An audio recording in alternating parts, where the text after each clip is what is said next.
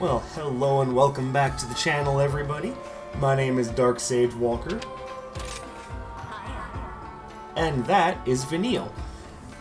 Now, I talk a lot about Monster Hunter, but I've never actually taken the time to do much showing off aside from that one clip that I posted. So I think what I'm going to start doing, and you guys let me know if this is something you're actually interested in, is I'm going to start posting full hunts. And I want to talk a little bit about what I think of some of the monsters and actually give you guys a real taste of what it's like to be a monster hunter. That's right, we're actually going to play the game instead of just endlessly talk about it. Strap the hell in.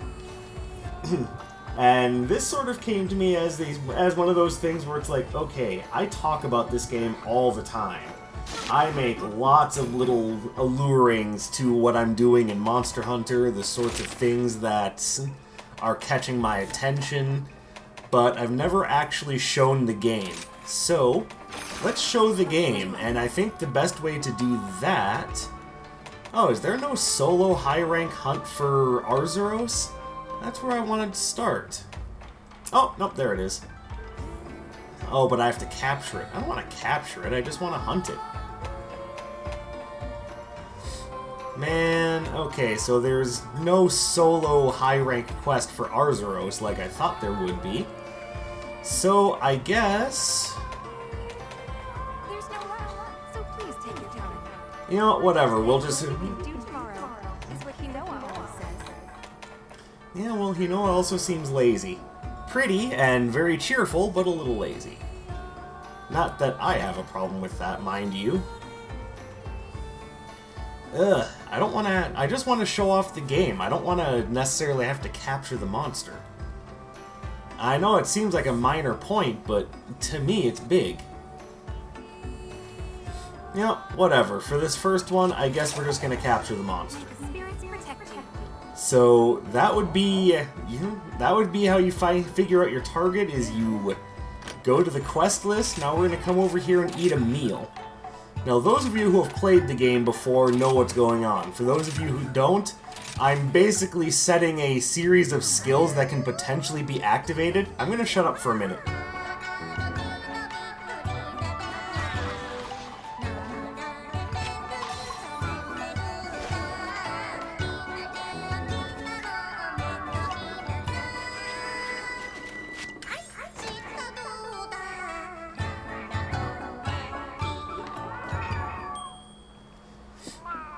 Good luck ever getting that song out of your head now, by the way.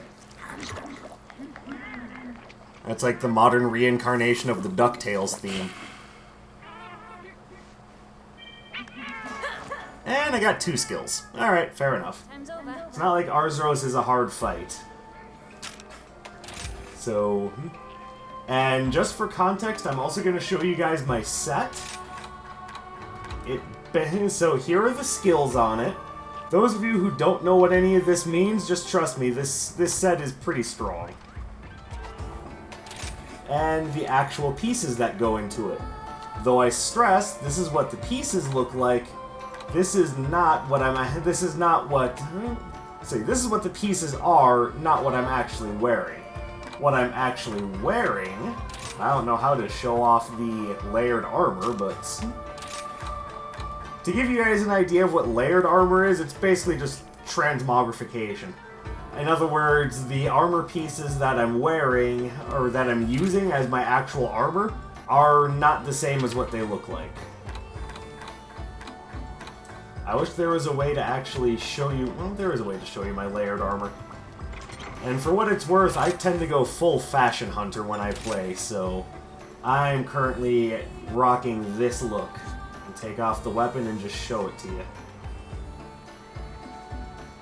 Doesn't she look good? Yeah, baby. That is what I call a great piece of... That's what I call a great outfit. Alright, enough of that. Let's actually go find the monster now. So, I know a lot of people would describe Monster Hunter as essentially an action RPG, but there's no leveling up, there's no experience points to be gained, no stat increases from just fighting, Everything is based around your gear, and essentially your skill at hunting the monster. If we look at the map, you can see Arzuros is... oh, come on. Right there. So we need to make our way there to hunt our targets. How efficiently we do that is up to how well you know the map. Now, I tend to go the other way, but I'm experimenting with something right now. Ooh, hidden pathways. And then I hit a wall. See, what I'm using right now is known as the wire bug. That is actually something new to Monster Hunter for this game. That is not something that's been in previous Monster Hunter games. And considering just how much the wire bugs can do for you, I'm not sure if it's going to be coming back after this game. Because it just seems to make you too strong. Not that I have a problem being powerful, mind you. One of the things Monster Hunter has always been, is, at least in my eyes, is kind of an anime-flavored power fantasy. Alright, here we go. Me versus Bear. Let's go.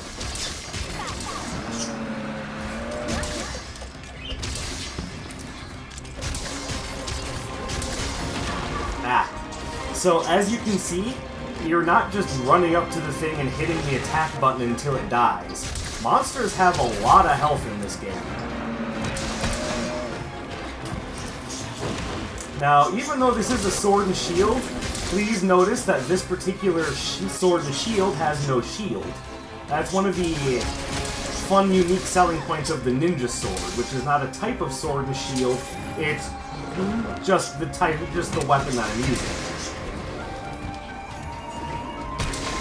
Now, if I had a shield on this, you'd see me bashing with the shield. And the reason why I'm only doing that when his head is down is because I'm trying to use the blunt damage that move would offer, otherwise known as the hard basher combo, to try to knock it out. Now, as I was alluding to earlier, you don't just run up to the monster and just exchange blows and just keep whacking away until it dies. What you're looking for is openings in the monster's attack patterns. Oh, okay, I see what's going on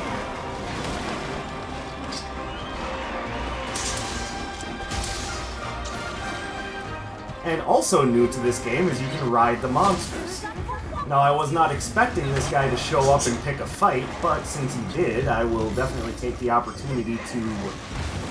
Oops, I missed. I'll definitely take the opportunity to net myself some free parts. You see, anytime you essentially strike a large monster with another large monster while you're riding it, you get what we in the community like to call shinies.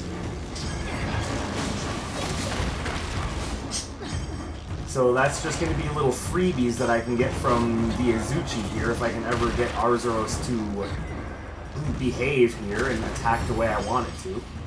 Arzuros, stop being an idiot.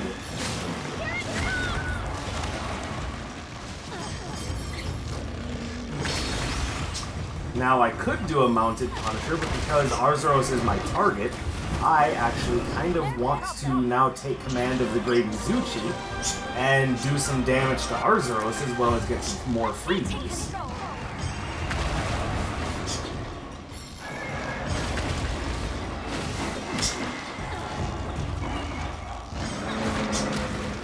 Now, I would explain more about how this works, but trust me, this is all very effective.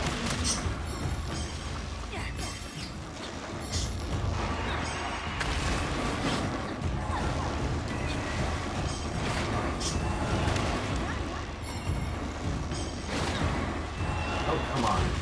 Just get the dude.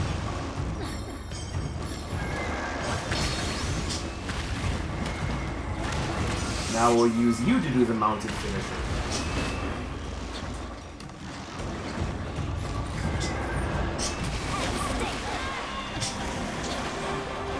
Well, that was embarrassing. That was no hit And after a set amount of time, the monsters will typically go away to either eat or basically just reset the fight into their favor with any luck. Well, any luck for them. And as you can see, all the freebies. And there's Tetranodon. Okay. Bear, what are you doing? What is your thought process here? Are you staying in this area? Are you leaving? This is turning out to be a very weird introductory hunt. I'm getting all of the monsters just plopping down into one area and making things very interesting. Sometimes when you're on a hunt, the other monsters will come in and make things very interesting. Sometimes they don't. It seems this time around, everybody wanted to show up to make an appearance, so, you know, Grady Zucchi showed up, Tetranodon showed up, all while I was trying to face off against Arzuros. It looks like Tetranodon doesn't want to leave me alone. Free honey.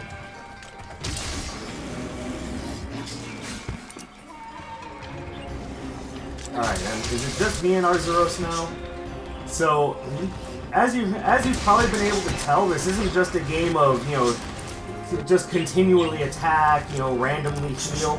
What you have here is a game where you have to judge your attack openings wisely.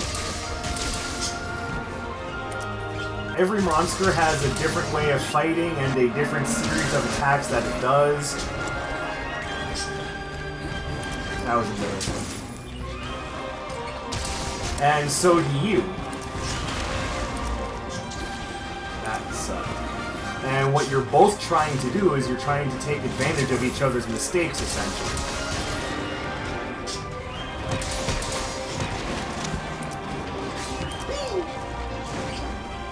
So instead of just out-leveling your opponent, what you actually are doing is straight up learning how to effectively fight the monster you're going up against. And I'll show you a little bit more about how to do that in a sec. I'm really trying hard to knock him out.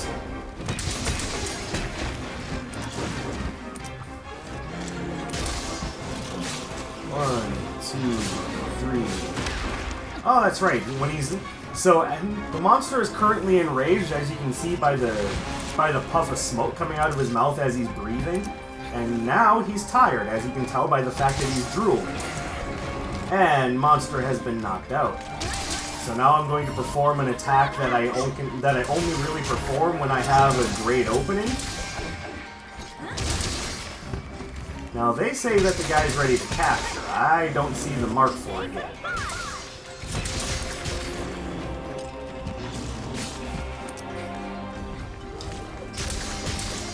Now I see the mark for it. So what you have going on is essentially just a game of... Essentially, not even necessarily a game of back and forth. You're just trying to... And nonchalant trank bomb tossing, and objective complete. And that is the Arzuros.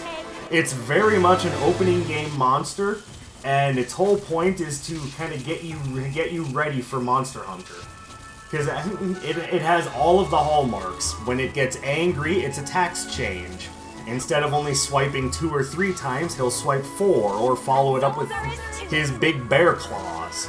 Or I guess bear hug is what I was trying to say, but my brain doesn't want to work. You'll notice that the game is trying to teach you very subtly how to judge your opening so that you can get in there and get some damage done. Like, the early game monsters are really designed to just teach you more about the game than anything else.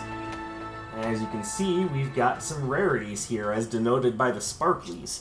Now, not every rarity is sparkly, and for that matter, I've hunted a lot of beasts, so I have a lot of beast gems, so it's not really that rare. The Arzuros brace is actually rarer than the gem for me, because I don't hunt Arzuros all that often. But as you can see from an actual full hunt, that is the gameplay loop of Monster Hunter, is you actually want to try to find openings in the enemy's attack patterns to land blows and combos of your own. In other words, you want to try to capitalize on their downtime. Or you could call it their animation commitment. Because when the enemy is in the middle of doing something, that of course is when they're dangerous. But when they stop, their kind of cooldown or end lag, so to speak, is what you're looking to capitalize on. And if you're really good, you can get around. You can just jump around the attacks and hit them while they're attacking, which is more feasible for some monsters than others. But for the most part, you get the idea. But now this comes up to the part of the video where I ask, so what are my thoughts on Arzuros? Not gonna lie, not a big fan of Arzuros. It's never one of those monsters that... Wait, you can do your meal out here? I didn't know that. And I would always be eating with a view if I knew that. But it's one of those monsters that, although simple, I find to be rather annoying, and that's... I don't know, I've just never been a big fan of Arzuros. But he does have some design choices about him that are neat. And one of those is that, hey, Arzuros is a bear. Bears like honey. And if you're like me and you're carrying a bunch of honey in your item pouch, there is one attack specifically where he will try to pounce on you, and he will actually steal your honey and start eating it just right there because he's a glutton. He is a sucker for honey and he will do anything for it, including steal it from the dangerously armed hunter ready to slap it upside the head with a sword or my non-existent shield, because, there should be a shield here, but there isn't. I'm rambling at this point. But yeah, Arzuros is a good beginner monster. Not exactly a great late-game monster, but it does the job efficiently enough. It's one of the Fanged Beast monsters that really does a good job on teaching you how the gameplay loop is gonna go. And next time we do this, I will actually show you another monster that does a good job at that, and that would be the Grady Zuchi, but I think that is gonna be it for now, so... Hopefully you guys... Hello, Master Utsushi. Let's get you out of focus, because this is about me, not you. You bastard. By the way, yes, I do tend to name my cats after Final Fantasy characters, and if you guys can guess which Final Fantasy game those two names come from, I will congratulate you on your knowledge of Final Fantasy. Sorry, I don't exactly have great prizes lined up. I apologize, but... So that'll do it for this first Let's Talk Monster Hunter. Thank you very much for watching. Let me know what you guys think of videos in this format, because Monster Hunter is one of those games that I absolutely adore. I love playing it, I love talking about it, and if you guys have never seen it, hopefully this is a decent little gateway to get you guys introduced to this thing that I spend so much time doing. And I very much look forward to sharing more of it with you. Hit the like button, subscribe to the channel for more stuff. I obviously don't just do Monster Hunter. Most of you know me from my Wizard of Legend content, and I am working on scripting out a guide for Wizard of Legend, so that should be coming down the pipeline hopefully sooner rather than later. Links to my social media will be in the description below, and hey, you guys have yourselves a fantastic day. My name is Dark Sage Walker, and I will be seeing you